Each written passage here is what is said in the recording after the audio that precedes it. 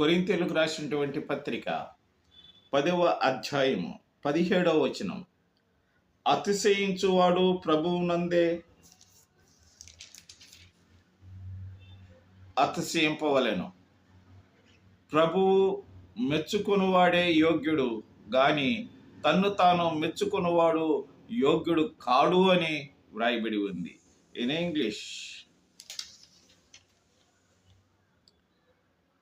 let the one who boast in the Lord, for it is not the one who commends himself who he is approved, but the one who the Lord commends అని వ్రాయబడి ఉంది.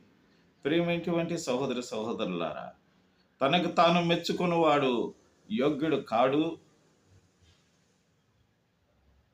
దేవుడు మెచ్చుకునేటువంటి వాడే యోగ్యుడని దేవుని వాక్యం సెలవిస్తుంది. ఆమేన్.